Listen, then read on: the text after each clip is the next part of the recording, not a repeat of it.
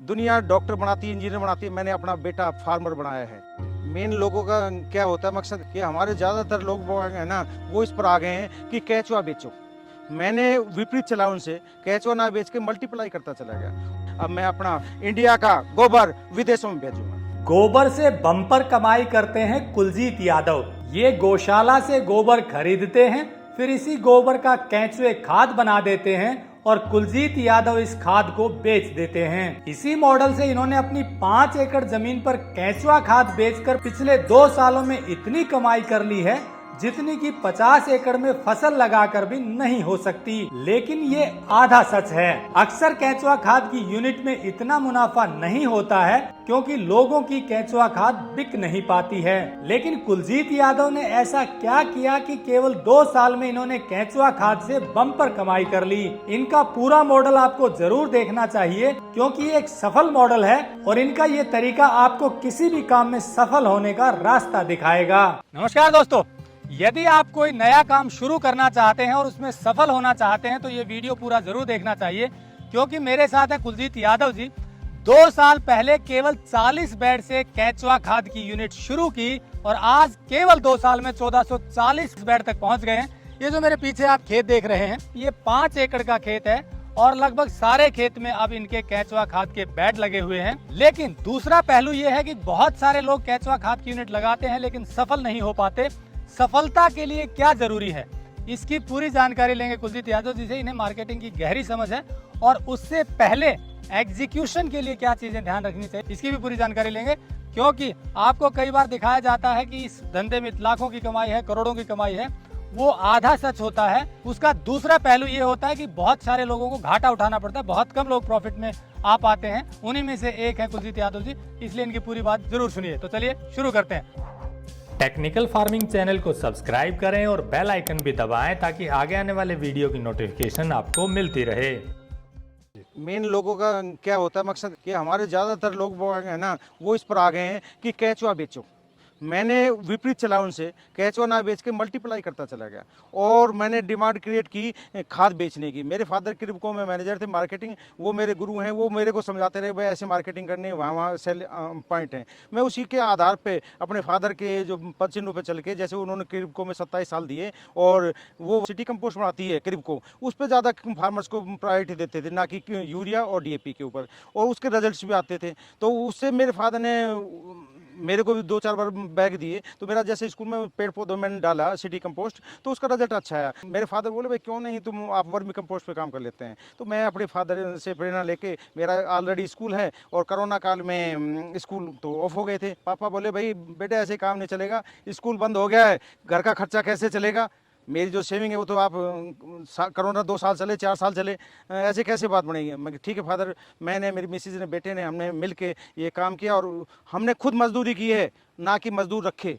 और उस मजदूरी के जो अपना पसीना गर्मी में बहाया हमने, 6/6/2020 से हमने स्टार्टिंग किया था। दुनिया डॉक्टर बनाती है, इंजीनियर बनाती है, मैंने अपना बेटा फार्मर बनाया है। अंबानी जी और अडानी जी इस क्षेत्र में आना चाहते हैं तो ये फार्मर्स क्यों भाग रहे हैं। तो मेरे माइंड में आया कि बेटे को फार्मर बनाऊंगा और मेरा बेटा, मैं टोटल सब जो भी आते हैं लोग बाग, उनको ट्रेनिंग देता हूँ, तो प्रैक्टिकल कराता हूँ, थोड़ी सारी मेरा बेटा कराता है। और आज वो, मैं ये कहता हूँ, 20 साल का हुआ है, एक सक्सेस बिजनेसमैन है, चैलेंज के साथ है। जितनी नॉलेज उसको है मेरे को भी नहीं है प्रैक्टिकल में, केचुआ खाद के बारे में। और आज मेरे पास कई देशों से, नेपाल से भी, बांग्लादेश से भी, पाकिस्तान से, काफ़ी जगह से मेरे पास ऑर्डर आ रहे हैं। फिर मैंने भाई माल भेजूँ तो कैसे भेजूँ। अब मैंने 8/8/2022 को एक्सपोर्ट इंपोर्ट का लाइसेंस लिया है। अब मैं अपना इंडिया का गोबर विदेशों में भेजूंगा। आपने 2 साल पहले 2020 में कोरोना काल में शुरू किया, तो स्टेप बाय स्टेप अगर बात करें तो पहली क्या पड़ाव था जो आपने सफलता की नींव रखी? मैंने कोरोना काल में और मेरा बेटा टोटल में पूरे इंडिया में जितने भी यूनिट थी हमने सब पे विजिट किया और उनसे सबसे अच्छा खाद बनाने की वो उठानी हमने। और फिर हमें अपनी गाड़ी लेके जाते, जितने भी पोली हाउस हैं उनके पास गए, नर्सरी वाले उनके पास गए, बड़े बड़े फार्मर्स हैं, बड़ी बड़ी इंडस्ट्रीज जिनके पास पार्क हैं, वहाँ गए तो उन्होंने हमें प्रोत्साहन दिया। हम लेके जाते अपना एक पैकेट गिर के आते 5 किलो का। अगर आपको अच्छा लगे तो ये हमारे नंबर हैं, याद कर लेना। तो 5-7 दिन बाद वो रिजल्ट देखते और हमारे पास कॉल आती है, हमें ऑर्डर मिलते थे। मैं देख रहा हूँ स्ट्रक्चर पे आपने कोई ज्यादा पैसा खर्च नहीं किया। शेड बनाते हैं लोग, नीचे पक्का बनाते हैं, आपने क्या किया? इसमें कोई ज़रूरत नहीं है, ना इसमें कोई रॉकेट साइंस है, ना कोई और कुछ है, केवल मेहनत, पसीना।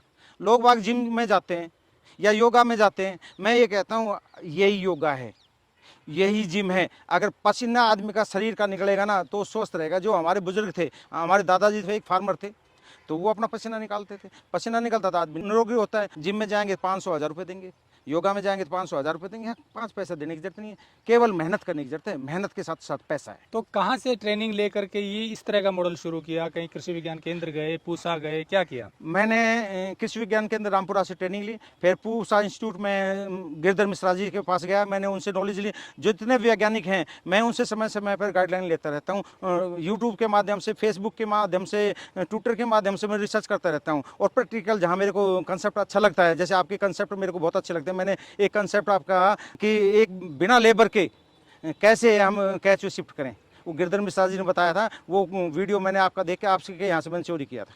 मतलब सीखा था? हाँ, चोरी करना नहीं कहेंगे इसे, सीखा था। हाँ जी। मतलब आपने आपकी जीजी भी साथ है कि आप अलग अलग सोशल मीडिया से भी, कृषि विज्ञान केंद्र से भी, ट्रेनिंग सेंटर से भी, साइंटिस्ट से नॉलेज लेते रहे। तो उसके आधार पर जब आपने शुरुआत की, कितनी जल्दी कैचुआ मल्टीप्लाई हो जाता है? जैसे बेड की बात करें, 40 का 80, 160, ऐसे कैसे?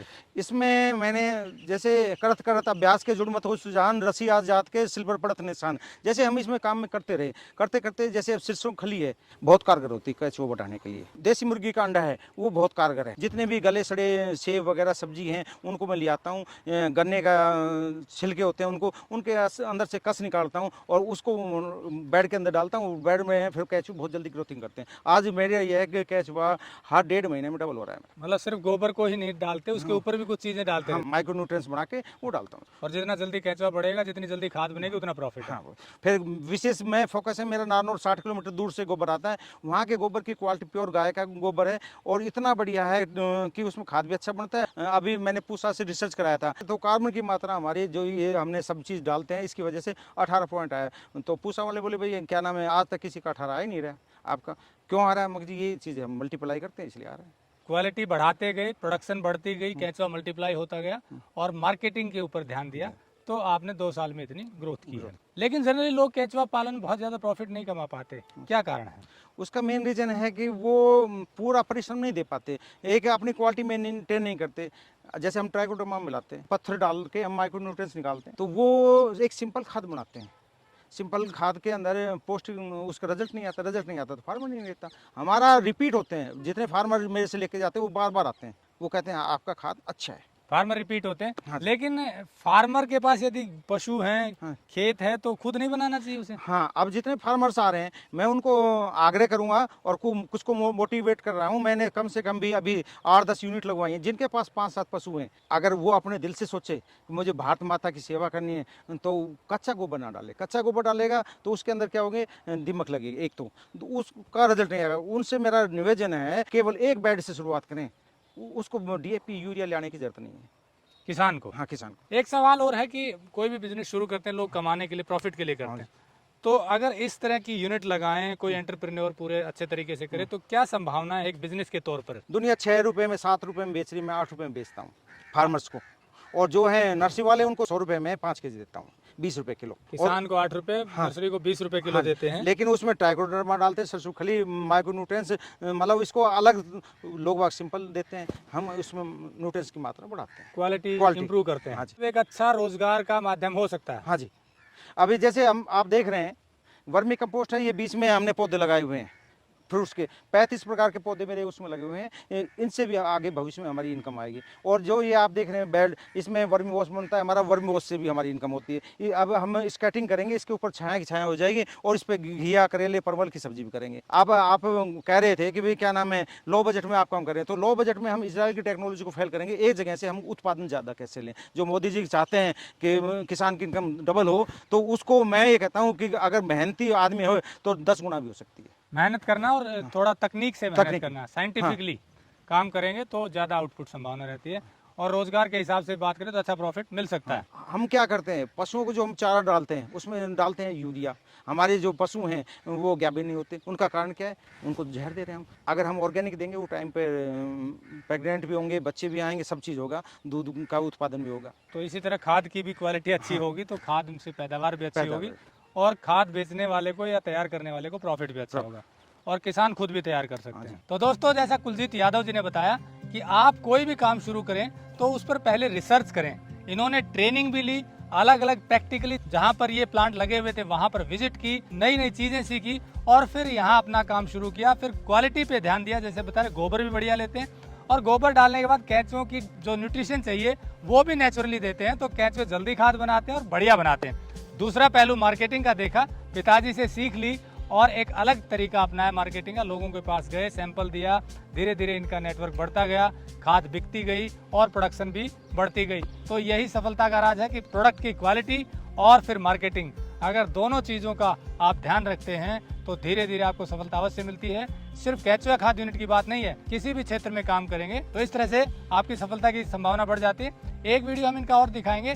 इनके जो लड़के हैं रवि यादव जी, इन्होंने जैसे कहा कि लोग इंजीनियर डॉक्टर बनाते हैं, मैंने अपने लड़के को फार्मर बनाया है और रियलिटी में फार्मर बनाया। इस 5 एकड़ के केंचुआ प्लांट की पूरी देखभाल इनके लड़के करते हैं।